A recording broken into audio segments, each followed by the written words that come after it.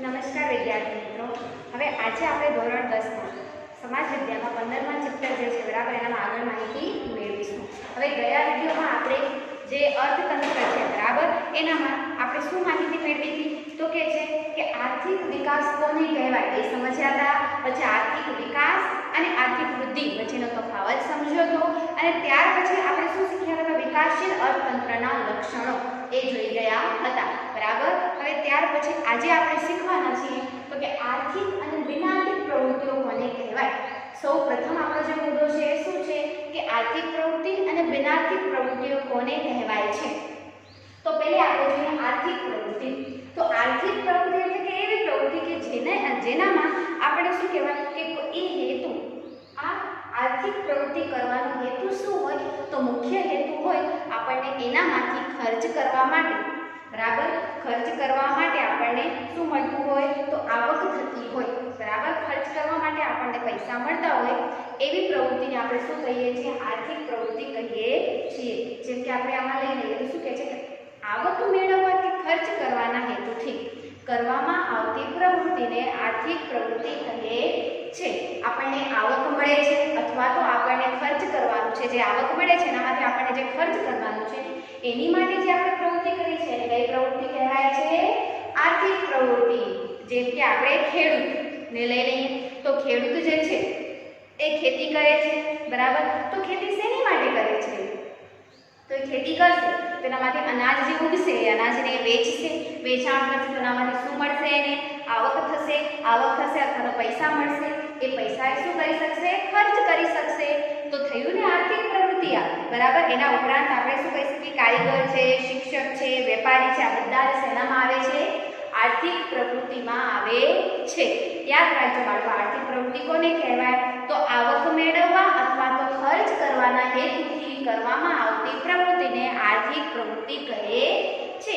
દાખલા તરીકે આપણે કોણ લઈ શકીએ તો વેપારી છે, કારીગર છે, ખેડૂત છે બરાબર। આ બધા આર્થિક પ્રવૃત્તિમાં આવશે। હવે એના ઉપરથી આપણે બિનઆર્થિક પ્રવૃત્તિ જે છે બરાબર એ આપણને ખ્યાલ આવે છે બિનઆર્થિક પ્રવૃત્તિ કોને કહેવાય તો કે એવી પ્રવૃત્તિ કે જેનું આપણે કામ કરીએ છીએ જેનામાં આપણે પ્રવૃત્તિ કરીએ છીએ કોઈ પણ જાતની આવક વગર અથવા તો કોઈ પણ જાતના ખર્ચ મેળવ્યા વગર કરતા હોય એવી પ્રવૃત્તિને આપણે બિનઆર્થિક પ્રવૃત્તિ કહીએ છીએ। ચલો ચોપડીની વ્યાખ્યા એકવાર હજી જોઈ લઈએ તો શું કહે છે કે જે પ્રવૃત્તિનો હેતુ આવક મેળવવાનો કે ખર્ચ કરવાનો ન હોય તે પ્રવૃત્તિને બિનઆર્થિક પ્રવૃત્તિ કહે છે।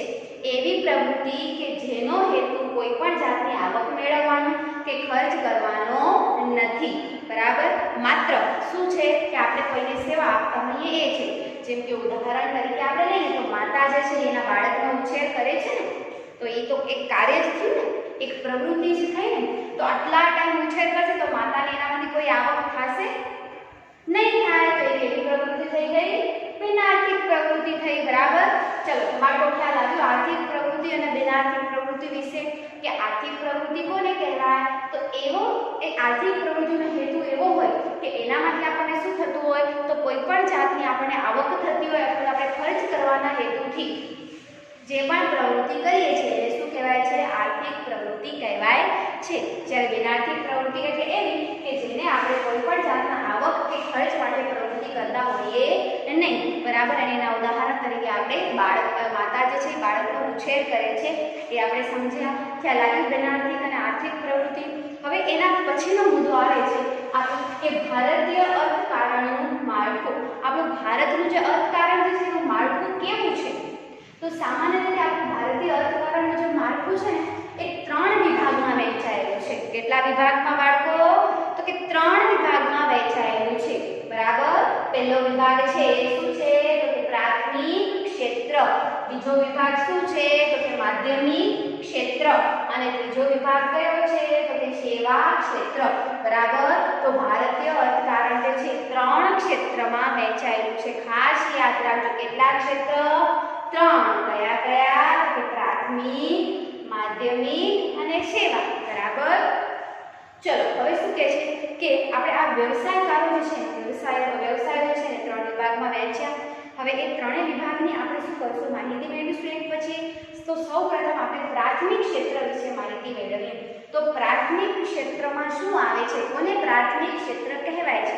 તો સામાન્ય રીતે પ્રાથમિક ક્ષેત્રમાં ખેતી, બરાબર, એને પ્રાધાન્ય આપવામાં આવ્યું છે. કોને? કે ખેતીને, બરાબર. અર્થતંત્રના આ વિભાગમાં ખેતી તેમજ ખેતી સાથે સંકળાયેલી પ્રવૃત્તિઓનો સમાવેશ કરવામાં આવ્યો છે, બરાબર. ખેતી અને ખેતી સાથે જે પણ નાની મોટી પ્રવૃત્તિઓ સંકળાયેલી છે કયા ક્ષેત્રમાં આવશે?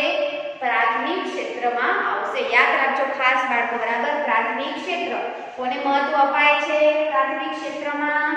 તો કે પ્રાથમિક ક્ષેત્રમાં ખેતી અને ખેતી સાથે જોડાયેલા જે પણ બધા નાના મોટા કાર્યો છે એને, પ્રવૃત્તિઓને શું કહે છે કે એનામાં સ્થાન આપવામાં આવ્યું છે. જેમ કે આપણે પશુપાલન કહીએ, પશુ સંવર્ધન કહીએ, મત્સ્ય ઉદ્યોગ કહીએ, મરઘા બતકા ઉછેર કહીએ, બરાબર. તો આ બધું કાચી ધાતુનું ખોદકામ છે, તો આ બધું જ જે છે શેમાં આવે છે?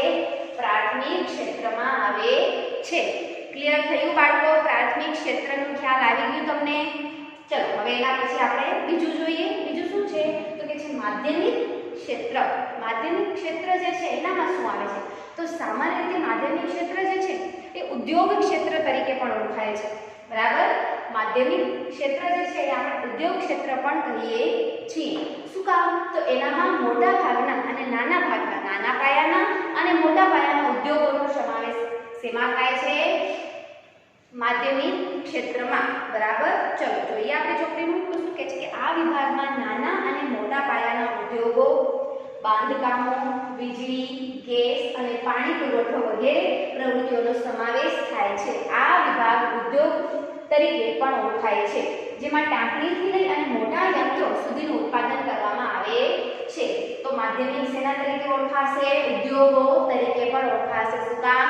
તો એનામાં નાના પાયાથી લઈ અને મોટા પાયા સુધીના બધા જ ઉદ્યોગોનું ક્ષેત્ર કોણ છે? માધ્યમિક ક્ષેત્ર, બરાબર. એનામાં નાનકડી એક ટાંકણીથી લઈ અને મોટા મોટા યંત્રો બનાવવા સુધીનો ઉદ્યોગ કરવામાં આવે છે. ક્લિયર? બીજું પણ સમજાઈ ગયું? હવે ત્યાર પછી આપણે આવીએ ત્રીજામાં, સેવા ક્ષેત્રમાં. તો કે છે સેવા ક્ષેત્ર. હવે સેવા ક્ષેત્ર જે છે એની અંદર શું આવે છે? તો સામાન્ય રીતે સેવા ક્ષેત્ર જે છે આ વિભાગમાં અનેકવિધ સેવાઓ આપવામાં આવે છે, બરાબર. હવે આ સેવાઓમાં વ્યાપાર છે, સંદેશા વ્યવહાર છે, હવાઈ છે તથા દરિયાઈ માર્ગો છે, શિક્ષણ છે, આરોગ્ય છે, બેંકો છે, વીમા કંપનીઓ છે, પ્રવાસ યોજનાઓ છે, મનોરંજનો છે, બરાબર. આ બધી જ કામગીરી સેનામાં કરવામાં આવે છે. તો કે સેવા ક્ષેત્રમાં કરવામાં આવે છે.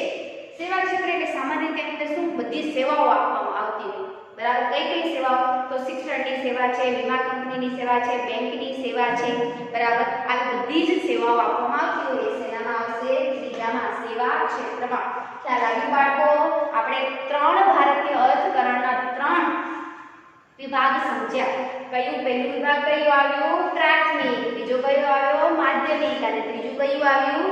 સેવા. બરાબર. એકદમ ક્લિયર સમજાઈ ગયા ને ત્રણે? ચલો હવે શું કહે છે કે સામાન્ય રીતે વિકાસશીલ દેશોમાં પ્રાથમિક ક્ષેત્ર પ્રભુત્વનું હોય છે. સામાન્ય રીતે વિકાસશીલ દેશ જે હોય ને એનામાં કયું ક્ષેત્ર હોય છે મહત્વનું? તો કે છે આ પ્રાથમિક ખેતીનું. ભારત કેવો દેશ છે બાળકો? વિકાસશીલ છે કે વિકસિત છે? તો ભારત કેવો દેશ છે? વિકાસશીલ. હજી વિકાસ કર્યું નથી. ભારતે વિકાસના પંથે આગળ વધી રહ્યો છે. એટલે ભારત કેવો દેશ થયો? વિકાસશીલ, બરાબર. એટલે ભારતમાં સૌપ્રથમ કોને પ્રાધાન્ય અપાય છે? પ્રાથમિક ક્ષેત્ર. એટલે કોને? તો કે ખેતીને, બરાબર. હવે શું કહે છે કે રોજગારી તેમજ રાષ્ટ્રીય આવક પ્રાથમિક ક્ષેત્રનો વિશે સૌથી વધારે હોય છે, પરંતુ જેમ જેમ આર્થિક વિકાસ થતો જાય છે તેમ તેમ પ્રાથમિક ક્ષેત્રનું મહત્વ માધ્યમિક અને સેવા ક્ષેત્રની સાપેક્ષતામાં ઘટતું જાય છે અને ઉદ્યોગ ક્ષેત્રે તથા સેવા ક્ષેત્રનો વ્યાપ વધતો જાય છે. સામાન્ય રીતે પ્રાથમિક ક્ષેત્ર તો વધારે જ હોય છે, પણ જેમ જેમ વિકાસ જે છે વધતું જાય, બરાબર, એમ એમ પ્રાથમિક ક્ષેત્ર જે છે એનું મહત્વ થોડું ઘટતું જાય અને માધ્યમિક ક્ષેત્ર અને સેવા ક્ષેત્રનું મહત્વ શું થતું જાય છે? વધતું જાય છે, બરાબર. ખ્યાલ આવ્યો આપણો આ ટોપિક આજનો? હવે ત્યાર પછીનો આપણો ટોપિક આવે છે ઉત્પાદનના સાધનો, બરાબર. હવે તમને એમ થશે કે ઉત્પાદનના સાધનો તો કેટલા બધા છે, અહીંયા માત્ર 4 જ કેમ લખ્યા? બરાબર. ઉત્પાદનના સાધનો તો ઘણા બધા આવી શકે, જમીન છે, પાણી છે, મૂડી છે, શ્રમ છે, બરાબર. આ બધા જ સાધનો આવી શકે ને ઉત્પાદનના. તો આ બધા સાધનોમાંથી આપણે આપણા દેશના શું કહે છે કે દેશના ઉત્પાદન માટે ટ્રેક્ટર ને બધું પણ આમાં આવી શકે, પણ માત્ર આપણે અભ્યાસની સરળતા માટે આપણે સારી રીતે અભ્યાસ સરળતાથી કરી શકીએ એ માટે માત્ર કેટલા વિભાગમાં 4 વિભાગમાં જ ઉત્પાદનના સાધનોને વહેંચ્યા છે.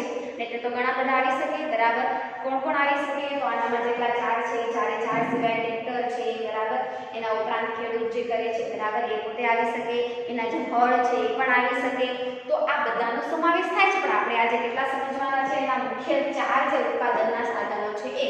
અને આ પ્રશ્ન આઈએમપી છે, મોસ્ટ આઈએમપી પૂછાતું રહે છે બરાબર. આ 4 વિભાગો 3 માર્ક્સમાં તમને પૂછાય છે. ચલો હવે આપણે માહિતી મેળવીશું, એની સમજીશું. હવે શું કહે છે કે ઉત્પાદનના સાધનો તો કુદરતી સંપત્તિ અને શ્રમની મદદથી ચીજ વસ્તુઓ અને સેવાઓનું ઉત્પાદન કરવામાં આવે છે.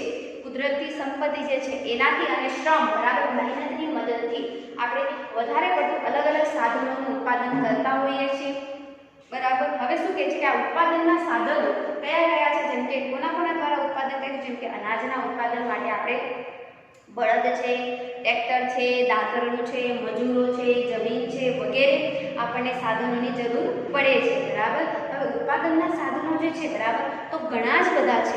મેં અત્યારે તમને કીધું કે ઉત્પાદન માટે સાધનો તો ઘણા બધા છે, પણ આપણે અભ્યાસની સરળતા માટે એને કેટલા વિભાગમાં વહેંચ્યા છે? 4 વિભાગમાં. કયા કયા 4 વિભાગ? ચલો બાળકો એકવાર બોલી જઈશું. તો પહેલું છે જમીન, બીજું છે મૂડી, ત્રીજું છે શ્રમ અને ચોથું છે નિયોજન અથવા તો નિયોજક બરાબર. ખ્યાલ આવ્યો બાળકો? ચલો હવે આપણે પહેલે જમીન વિશે માહિતી મેળવીશું. તો શું કહે છે કે સામાન્ય અર્થમાં જમીનને આપણે પૃથ્વીની સપાટીના ઉપલા બળ તરીકે ઓળખીએ છીએ. સામાન્ય રીતે આપણી માટે જમીન એટલે શું? તો કે પૃથ્વીની જે સપાટી છે એની ઉપરનો જે પડ આપણે જોઈ શકીએ છીએ એ પડને આપણે શું કહીએ છીએ? જમીન કહીએ છીએ. પરંતુ અર્થશાસ્ત્રની પરિભાષામાં જમીન એટલે તમામ પ્રકારની કુદરતી સંપત્તિ કે જેમાં પૃથ્વીની સપાટી પર આવેલા જંગલો, નદીઓ, પર્વતો, પૃથ્વીના પેટાળમાં આવેલા ખનિજો, ધાતુઓ વગેરેનો સમાવેશ જમીનમાં થાય છે. આમ જમીન એ ઉત્પાદનનું કુદરતી સાધન છે. હવે આપણે ખાલી જમીન એટલે કે જે એકદમ સ્વચ્છ સુથરી હોય ને આપણે દેખાતું હોય એને આપણે જમીન કહીએ, પણ એવું નથી બરાબર. અર્થશાસ્ત્રની ભાષામાં જમીન કોને કહેવાય? તો એ જમીન એવી કે જેની ઉપર જંગલો છે, વૃક્ષો છે, નદીઓ છે બરાબર. એ જમીનની અંદરથી આપણને શું મળે છે? ખાણમાંથી સોના, ચાંદી, ધાતુઓ મળે છે. તો આ બધા જને આપણે શું કહીએ છીએ? જમીન કહીએ છીએ. અને જમીન જે છે કુદરતી સાધન જે છે બરાબર, કુદરતી સંસાધન છે આપણી માટે કે જે આપણને ખૂબ જ ભગવાને આપેલી ભેટ છે બરાબર. મહત્વનું એક ઉત્પાદનનું સાધન કોણ છે? તો કે જમીન છે. જમીન હશે જ નહીં તો આપણે કંઈ કરી શકવાના? ખેતી કરી શકવાના? કંઈ ઉત્પાદન કરી શકવાના બરાબર. તો મહત્વનું મૂળભૂત કોણ છે? જમીન છે. ખ્યાલ આવ્યો બાળકો જમીન વિશે? ચલો હવે ત્યાર પછીની આપણે માહિતી મેળવીએ તો કે મૂડી. તો ઉત્પાદનની પ્રક્રિયામાં મૂડીમાં લેવામાં આવેલા માનવ સર્જિત સાધનો જેવા કે યંત્રો, ઓજારો, મકાનો વગેરેનો સમાવેશ મૂડીમાં થાય છે બરાબર. હવે ઉત્પાદનની પ્રક્રિયા જે થાય છે બરાબર એના માટે આપણે ઉત્પાદનના સાધનો તો જોઈશે ને બરાબર. તો એના સાધનો યંત્રો છે, ઓજારો છે, એના ઉપરાંત મકાનો છે જે વગેરેનો આપણે આની અંદર સમાવેશ કરીએ છીએ. બધા શેનામાં લેવામાં આવશે? મૂડીમાં. આપણે કોઈ પણ ધંધો શરૂ કરીએ, કામ શરૂ કરીએ તો એનામાં આપણે પહેલે પૈસા તો નાખવા પડશે ને, મૂડી તો નાખવી પડશે ને. તો મૂડી એટલે શું થશે? તો કોઈ પણ જાતના આપણે કંઈક ઉત્પાદન કરવા માટે કોઈ એવું મકાન રાખ્યું છે, કોઈ એવી જગ્યા રાખી છે તો એ જગ્યા ઉપર આપણે પૈસા રોકીએ તો એ થયું એ જગ્યા. એના ઉપરાંત આપણે ઉત્પાદન કરવા માટે સાધનો તો લેવા પડશે ને, યંત્રો તો લેવા પડશે ને. તો એ યંત્રોમાં આપણે પૈસા તો નાખશું ને. યંત્ર કોઈ એમને બાજુવાળા આપણને આપી જવાનું નથી, આપણે પૈસાથી જ લેવા પડશે એને. તો યંત્રો છે, સાધનો છે, મકાનો છે, કોઈ જગ્યા છે તો એના માટે આપણે જે મૂડી ચૂકવીએ છીએ એ મૂડી બરાબર. ખ્યાલ આવ્યું? જમીન ને મૂડી ખ્યાલ આવી ગયું બાળકો?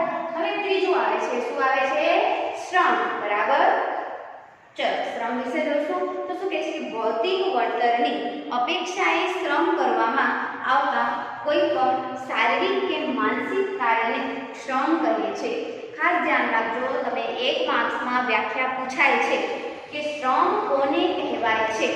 तो શું કહે છે કે ભૌતિક વળતરની અપેક્ષાએ, ભૌતિક મતલબ કે ધન મળતું હોય, મૂડી મળતી હોય, પૈસા મળતા હોય એ, બરાબર, કોઈ પણ આપણને વળતર મળે, બરાબર, એની અપેક્ષાએ આપણે શારીરિક કાર્ય કરીએ છીએ તેને આપણે શું કહીએ છીએ? શ્રમ કહીએ છીએ.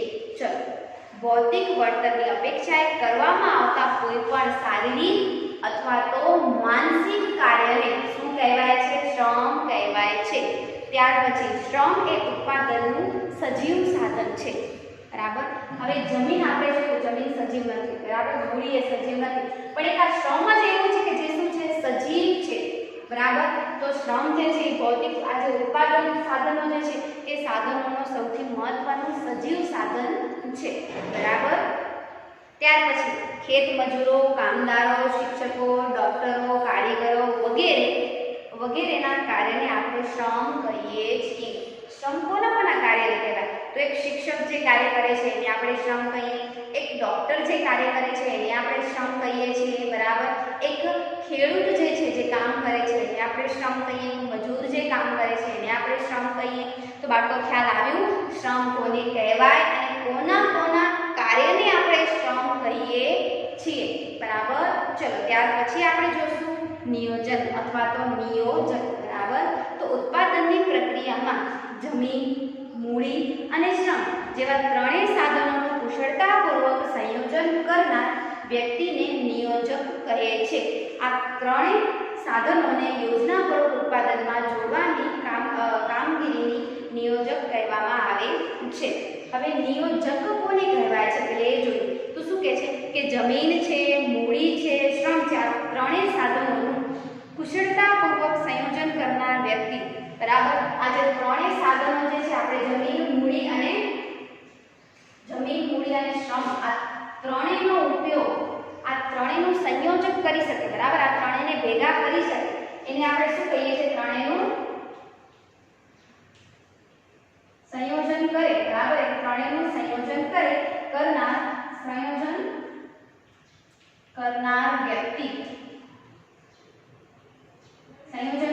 વ્યક્તિ જે છે એને આપણે શું કહીશું? તો કે નિયોજક, બરાબર. યાદ રાખજો બાળકો કે જમીન, મૂડી અને શ્રમ ત્રણેયનું જે સંયોજન કરનાર વ્યક્તિ છે, સંયોજન કરનાર વ્યક્તિને નિયોજક કહે છે. અને આ ત્રણેય સાધનોને યોજનાપૂર્વક ઉત્પાદનમાં જોડવાની કામગીરી કરનારને નિયોજક કહેવાય છે.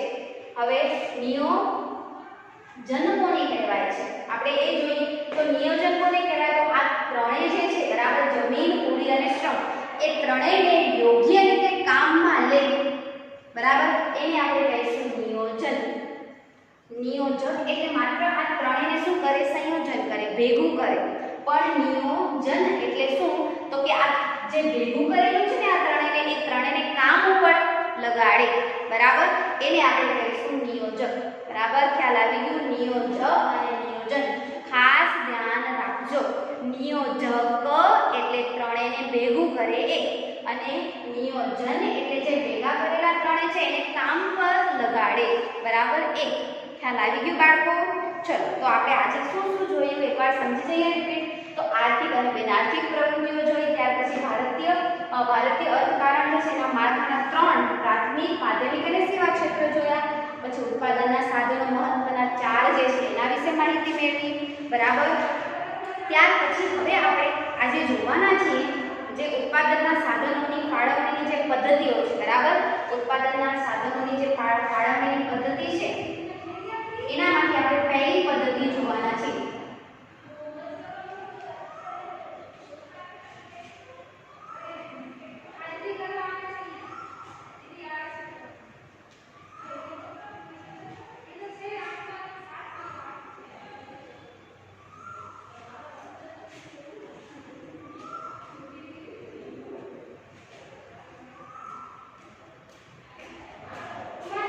એનામાંથી પહેલી પદ્ધતિ આપણે આજે જોવાના છીએ. પહેલી પદ્ધતિ કઈ છે? તો કે બજાર પદ્ધતિ.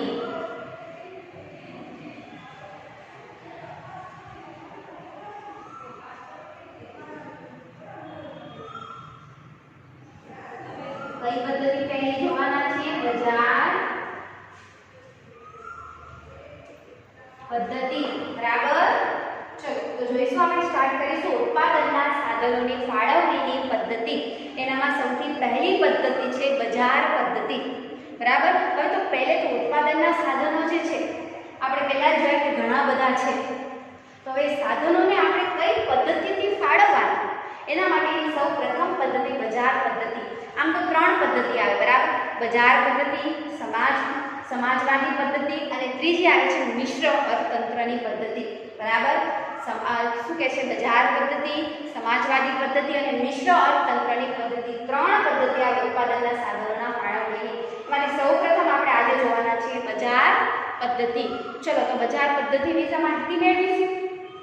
તો કે શું કહે છે, બજાર પદ્ધતિ એટલે એની અંદર નામ પરથી જ આપણને ખ્યાલ આવે કે બજાર જે છે એને મહત્વ આપવામાં આવતું બરાબર. હવે કયા કયા દેશોએ આ બજાર પદ્ધતિ અપનાવી છે?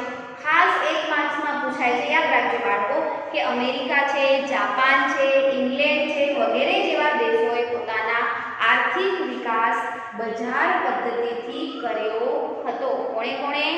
અમેરિકાએ, ઇંગ્લેન્ડે અને જાપાને. આ ત્રણ દેશ એવા છે કે જેણે પોતાની જે પણ વિકાસ છે બરાબર, આર્થિક વિકાસ પોતાનો જે છે એ એણે બજાર પદ્ધતિથી સાધ્યો હતો બરાબર.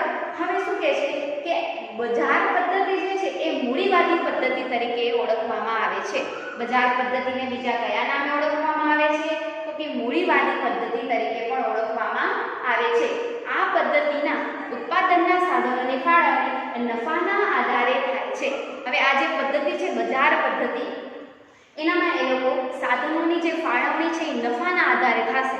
જે પ્રમાણે નફો થશે એ પ્રમાણે એ લોકો સાધનને વેચશે બરાબર. ત્યાર પછી આ પદ્ધતિમાં ઉત્પાદન અને તેની સાથે સંકળાયેલા આર્થિક નિર્ણયોમાં કેન્દ્ર સ્થાને નફો છે. હવે આ જે પદ્ધતિ છે એનામાં જે ઉત્પાદન સાથે જોડાયેલા છે એ બધામાં સૌથી મહત્વનું કેન્દ્ર સ્થાને શું આવે છે? તો આવે છે નફો બરાબર. એટલે ખાસ ધ્યાન રાખજો, બજાર પદ્ધતિમાં બજારને મહત્વ આપવામાં આવે છે અને એમાં કેન્દ્ર સ્થાન કોનું હોય છે? નફાનું બરાબર. બધા જ વેપારીઓ એ વિચારશે કે અમને કઈ રીતે નફો થાય બરાબર. એટલે કેન્દ્ર સ્થાન શું હશે? નફો હશે બરાબર. ત્યાર પછી શું કહે છે કે આ પદ્ધતિમાં ઉત્પાદન અને તેની સાથે સંકળાયેલા આર્થિક નિર્ણયોમાં કેન્દ્ર સ્થાને નફો હોય છે. લોકોને જે વિવિધ ઉદ્યોગોમાં મૂડી રોકાણ કરવાનું નફાકારક જણાતું હોય તો તેઓ તેમાં મૂડી રોકાણ કરે છે.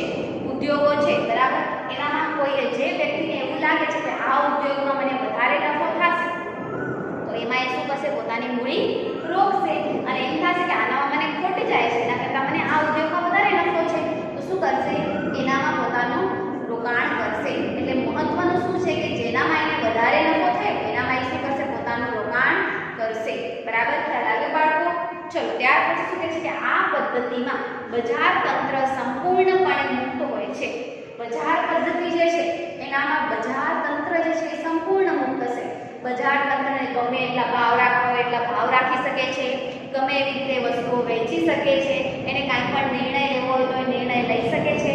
એનામાં સરકાર કોઈ પણ જાતનો હસ્તક્ષેપ કરી શકતી નથી. સરકાર કહેશે તમે આમ કરો તો એ બજાર તંત્ર એવું કરશે નહીં, કારણ કે બજાર પદ્ધતિ છે એટલે બજારમાં લોકોને જે પ્રમાણે કરવું હોય એ પ્રમાણે પોતાનો વેપાર કરી શકે છે બરાબર. સરકારની કોઈ પણ ચોક્કસ આર્થિક નીતિ કે ભૂમિકા હોતી નથી બરાબર. સરકારની કોઈ પણ આની અંદર ભૂમિકા હશે નહીં. ખ્યાલ આવ્યો બજાર પદ્ધતિ? હવે બજાર તંત્રમાં સ્પર્ધાનું તત્વ અનોખી કામગીરી બજાવે છે. હવે બજાર પદ્ધતિ છે એનામાં સ્પર્ધા એક અનોખી કામગીરી બજાવશે, હરીફાઈ આવી જશે બરાબર. હવે ધારો કે એક મારી દુકાન છે બરાબર અને એક બાજુવાળાની બીજા કોઈની દુકાન છે. મારા બંનેની દુકાન જે છે એ કપડાની જ છે, મારી પણ કપડાની છે અને એમની પણ કપડાની છે. હું જે છે એ એક જોડી જે છે આખી બરાબર, જે ડ્રેસની એક જોડી છે એ 500માં વેચું છું અને એ શું કરે છે? એક ડ્રેસની જોડી જે છે એ પણ 500માં વેચે છે.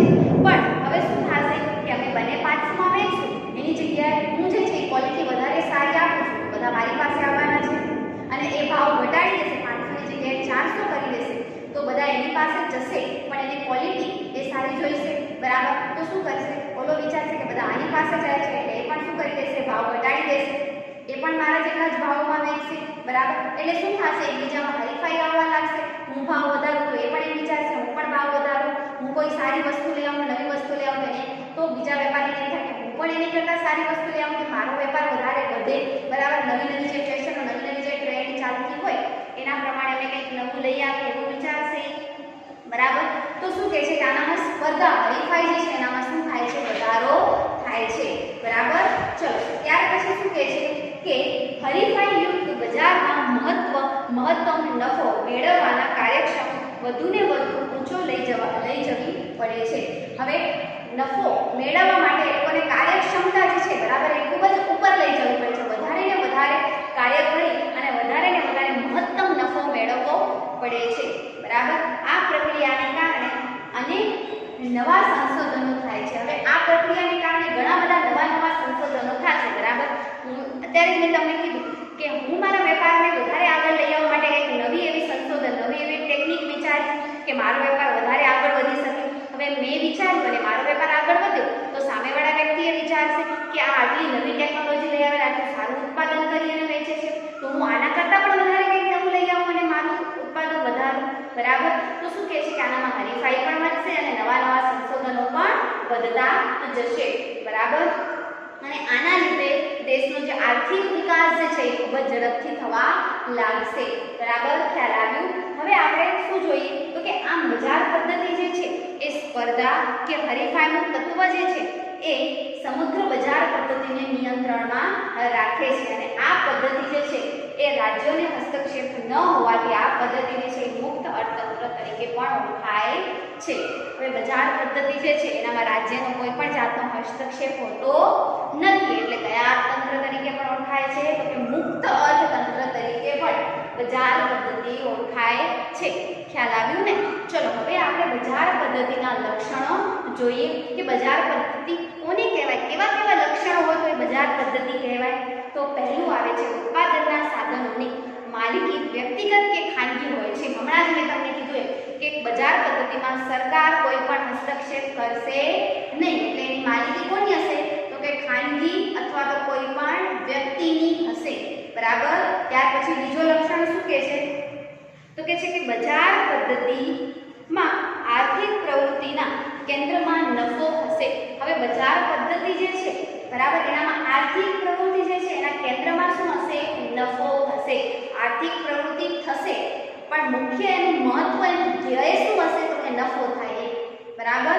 ત્યાર પછી શું કહે છે કે ગ્રાહકોને પસંદ કરવાની વિશાળ તક મળશે. હવે બજારમાં હરીફાઈ થશે, સ્પર્ધા થશે એટલે નવું ને નવું કંઈક આવતું જશે અને એને કારણે ગ્રાહકોને પસંદ કરવા માટે, ગ્રાહકોને કઈ વસ્તુ લેવી, શું લેવું છે એ પસંદ કરવા માટે ખૂબ જ મોટી વિશાળ તક મળશે, બરાબર. ત્યાર પછી ચોથું જોઈએ તો સરકારનો હસ્તક્ષેપ બજારમાં હોતો નથી. બીજું લક્ષણ શું છે તો આ બજાર પદ્ધતિમાં સરકારનો કોઈ પણ જાતનો હસ્તક્ષેપ હશે નહીં. પછી પાંચમું શું કહે છે કે ઉત્પાદનના સાધનોની ફાળવણી નફા આધારિત થાય છે. ઉત્પાદનના સાધનની જે ફાળવણી છે કોના આધારિત થશે, નફાના આધારિત. જે પણ નફો થયો છે એ નફા ઉપર તે લોકો ઉત્પાદનના સાધનની ફાળવણી કરશે. છઠ્ઠો મુદ્દો આર્થિક નિર્ણયો ભાવાંતરને આધારે લેવાય છે. ભાવ જે છે, બરાબર, એ કેવી રીતે એ લોકો ભાવ વધારે છે, કેવી રીતે ભાવ ઘટાડ્યા એના ઉપર તે લોકો આર્થિક નિર્ણય લે છે, બરાબર. આ હતા એના લક્ષણો. હવે બજાર પદ્ધતિ જે છે, બરાબર, એના લાભો જોઈએ કે બજાર પદ્ધતિથી આપણને કયા કયા લાભ થાય છે તો કે છે બજાર પદ્ધતિમાં વ્યક્તિનું આર્થિક સ્વતંત્ર જળવાય છે. વ્યક્તિ જે છે, બરાબર, એનું આર્થિક સ્વતંત્ર જળવાશે. આર્થિક રીતે વ્યક્તિને જે પણ નિર્ણયો લેવા હોય એ લઈ શકે છે સ્વતંત્રતાપૂર્વક, કારણ કે એનામાં સરકાર જે છે એનો કોઈ પણ હસ્તક્ષેપ હોતો નથી, એટલે એને આર્થિક રીતે જે પણ નિર્ણય લેવા હોય એ લઈ શકે, એટલે આર્થિક સ્વતંત્રતા એનામાં જળવાઈ રહે છે. પછી બીજું શું કહે છે તો કે છે કે ઉત્પાદનના સાધનોનો મહત્તમ અને કાર્યક્ષમ ઉપયોગ થાય છે. જે ઉત્પાદનના સાધનો છે એનો વધારે ને વધારે ઉપયોગ થાય છે.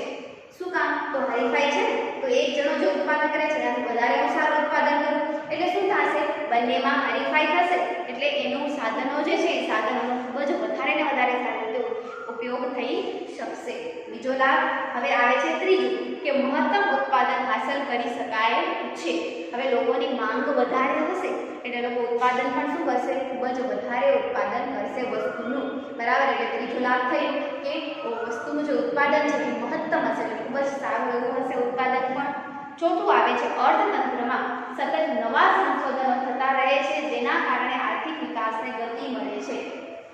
અર્થતંત્ર જે છે એનામાં નવા ને નવા સંશોધનો થશે. હરીફાઈ છે, આજના હરીફાઈ યુગમાં બધા એવું જ વિચારશે કે આને ઉત્પાદન કરવું એનાથી કંઈક વધારે નવું હું ઉત્પાદન કરી શકું એટલે શું થશે, કંઈક નવા ને નવા સંશોધનો થતા રહેશે, બરાબર. ચોથો એ લાભ થશે. પાંચમું આવે છે કે સ્પર્ધાને કારણે વસ્તુની ગુણવત્તા શ્રેષ્ઠ બનશે. સ્પર્ધા તો છે પણ એને કારણે વસ્તુની જે ગુણવત્તા જે છે એ કેવી બનશે, શ્રેષ્ઠ બનશે, બરાબર. કારણ કે જો સ્પર્ધા કરે છે એણે જેવી વસ્તુ ઉત્પાદન કરી એવી ને એવી હું કરું છું પણ એનામાં ગુણવત્તા સારી નહીં હોય તો કોઈ મારી પાસે લેવા આવવાનું નથી એટલે વસ્તુની ગુણવત્તા પણ છે એ પણ સારી વધતી જાય છે એટલે એ પણ લાભ થાય છે બજાર પદ્ધતિમાં, બરાબર. તો આપણે શું જોયું તો ઉત્પાદનના સાધનોની ફાળવણીની પદ્ધતિમાં પહેલી બજાર પદ્ધતિ જોઈ. બજાર પદ્ધતિનું શું જોયું, લક્ષણો જોયા, એના લાભ જોયા. હવે છેલ્લી આપણે બજાર પદ્ધતિની મર્યાદાઓ એની જે ખામી છે એ જોઈ લઈએ, બરાબર. તો શું કહે છે કે બજાર પદ્ધતિમાં ઘણા બધા લાભો હોવા છતાં પણ ક્યાંક ને ક્યાંક કોઈક ને કોઈક ખામી પણ રહી જાય છે, કોઈક ને કોઈક એની મર્યાદાઓ પણ છે. પહેલી મર્યાદા જોઈએ તો નફાને ધ્યાનમાં રાખીને ઉત્પાદન થતું હોવાથી મોજ શોખની વસ્તુઓનું ઉત્પાદન વધુ થાય છે, પ્રાથમિક જરૂરિયાતોનું ઉત્પાદન ઘટે છે. હરીફાઈ છે, બરાબર, કે વધારે પડતો નફો કોને મળે છે એ છે કે મને કેમ વધારે નફો મળશે એની માટે શું કરશે કે નવી નવી વસ્તુનું ઉત્પાદન તો કરશે પણ એ વધારે પડતી મોજ શોખનું હશે, બરાબર. એના કારણે જે પ્રાથમિક જરૂરિયાતો છે આપણી, બરાબર, મહત્વની પ્રાથમિક કઈ કઈ છે તો રહેવાનું છે, ખાવાનું છે, પીવાનું છે, પહેરવાનું છે, બરાબર. તો એ પ્રાથમિક જરૂરિયાતો છે એ શું થશે, એની બધી એટલી જરૂરિયાત સંતોષાશે નહીં, એનાથી વધારે આપણે મોજ શોખની જરૂરિયાતો વધારે સંતોષાશે, એનું ઉત્પાદન વધુ થશે. એટલે એક ખામી એ મર્યાદા. પછી બીજું શું કહે છે કે રાજ્યની કોઈ નીતિ વિષયક ભૂમિકા ન હોવાથી કુદરતી સંપત્તિનો દુર્વ્યય થાય. રાજ્ય કોઈ પણ જાતનો હસ્તક્ષેપ કરશે નહીં કે આ વસ્તુ તમને નહીં વાપરવાની, આ કુદરતી સંપત્તિને હાથ નહીં લગાડવાનો, આટલું જ ઉત્પાદન કરવાનું, આવી જ રીતે કરવાનું, એવું રાજ્ય સરકાર કોઈ પણ જાતનો હસ્તક્ષેપ કરતા નથી. એટલે શું થશે, આપણી જે કુદરતી સંપત્તિ છે એનો ખૂબ જ પ્રમાણમાં વ્યય થશે, બરાબર. એ આપણે એક મર્યાદા છે. ત્યાર પછી ત્રીજી મર્યાદા શું આવે છે તો ગ્રાહકની બજાર વિશેની અજ્ઞાનતાને કારણે તેનું શોષણ થાય. હવે ગ્રાહક બજારમાં જાય છે વસ્તુ લેવા માટે પણ એ વસ્તુ નવી ઉત્પાદિત થઈ છે એની એટલી એને જાણ નથી, એ વસ્તુનું એ અજ્ઞાન છે, બરાબર, એનું જ્ઞાન પણ નથી. તેથી તેનું શું થશે, શોષણ થશે.